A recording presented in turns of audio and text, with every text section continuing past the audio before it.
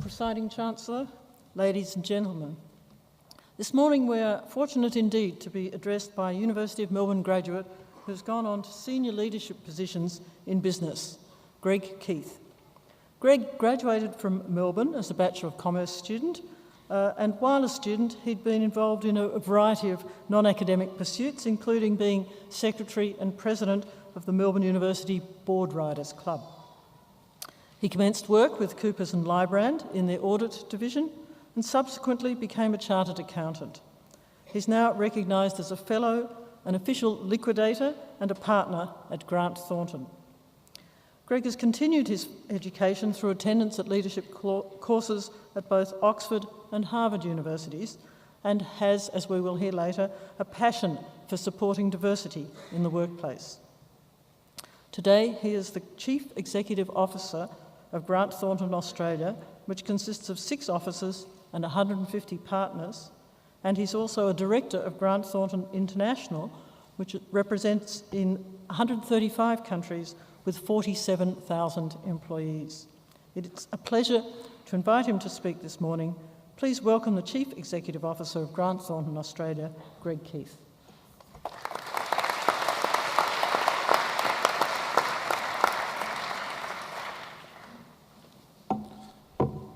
Thank you very much, Vice-Chancellor. Congratulations. Don't they look fantastic? You should all be very, very proud of your graduation. I've got a question for you. What does Melbourne University, Snapchat, Google and iPhone 7 all have in common?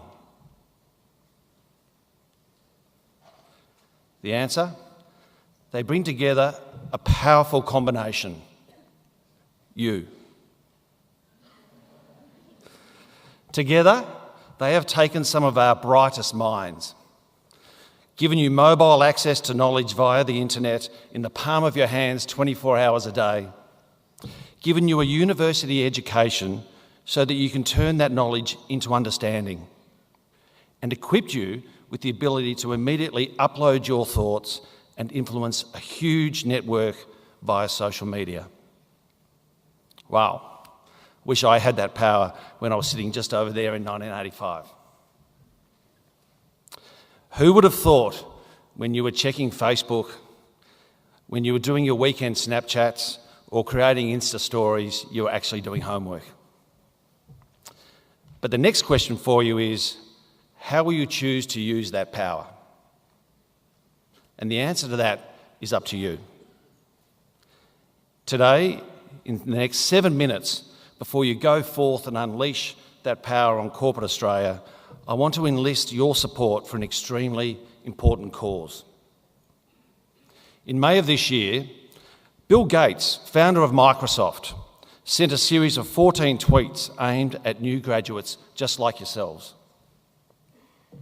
One said, "You know more than I did when I was your age."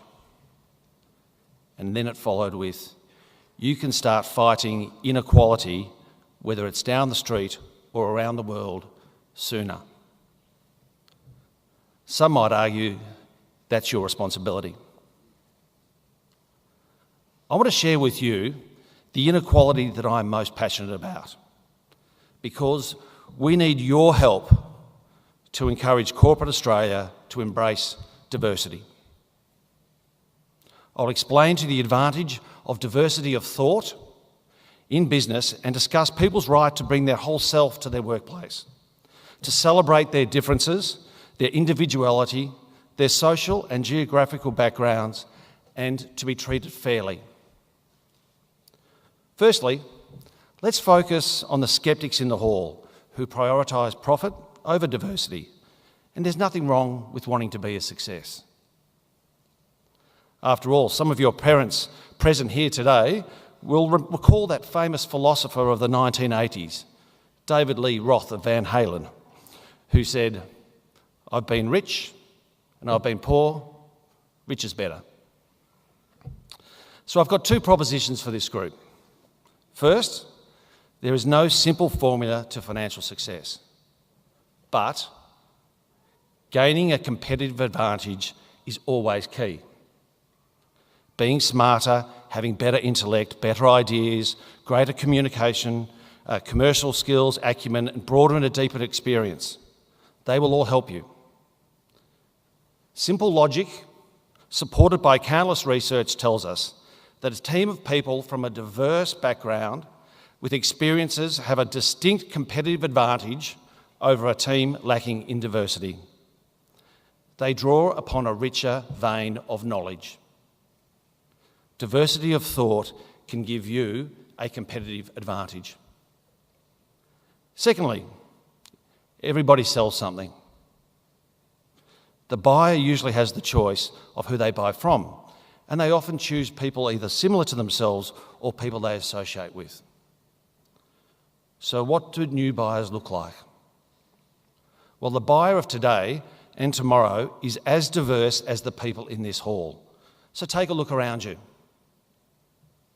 Age, gender, ethnicity, religion, sexual preference.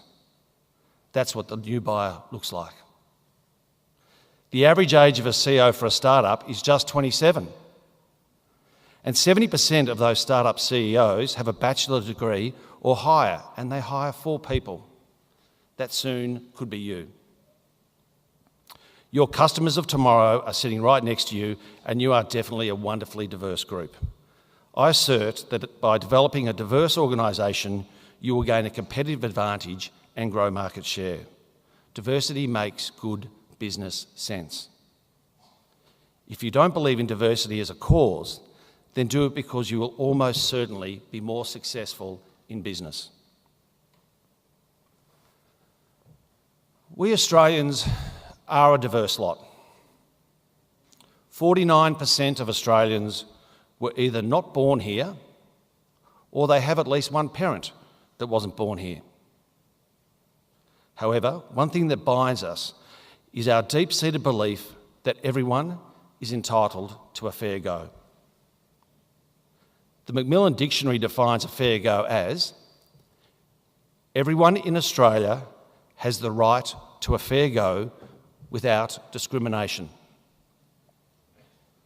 Everyone in Australia has the right to a fair go without discrimination. Can I ask those in the room who believe in that to please raise their hand? Thank you. And yet we still see disturbing facts, such as less than 5% of ASX 200 CEOs are of non-European background. There is an average of 17% pay gap between men and women in Australia, which blows out to a staggering 30% in the financial services sector. Only 14% of chairpersons are women, 86% are men. 61% of people from Asian heritage feel pressure at work to conform to existing leadership styles, hence we still have cultural gaps. And only 27% of people identifying as LGBTIQ feel comfortable disclosing their sexual orientation at work.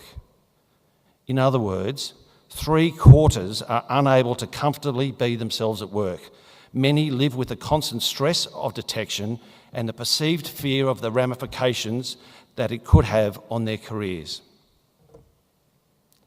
And this is actually an improvement on where we were. Currently, we have incredibly influential groups driving support for change, such as Chief Executive Women, Male Champions for Change, Marriage Equality, Pride, and many, many more. We are definitely gaining traction.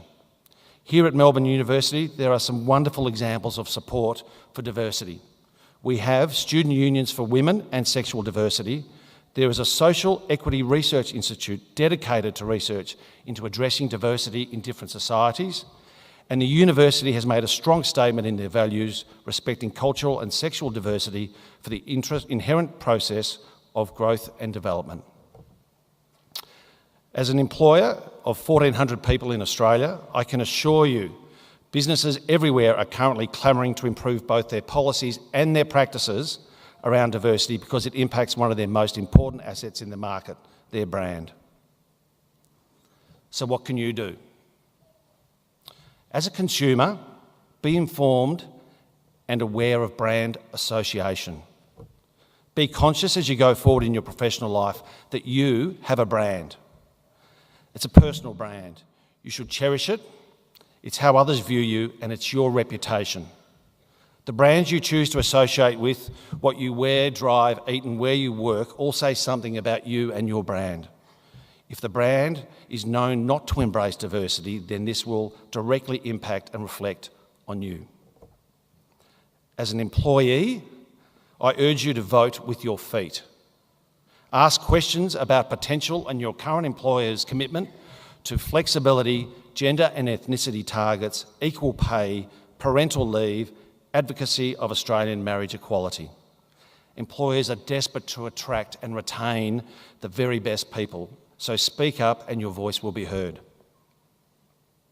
As an employer, or maybe even one of those 27-year-olds with 4 employees, which could happen soon, be bold and courageous. Take responsibility for diversity in your organisation and own it. Make a stand, speak out at every opportunity and embrace diversity. In conclusion, I want to congratulate you on graduating. I encourage you to recognise how powerful you are, and I urge you to use that power by taking up the fight for diversity in corporate Australia. I'm truly honoured to be here today, and I hope that if you are similarly honoured with this opportunity to return here to Wilson Hall at Melbourne University to give such a speech in the future, that things have changed and that your topic will be why Australian businesses lead the world on diversity. Congratulations, good luck, and make sure you have some fun.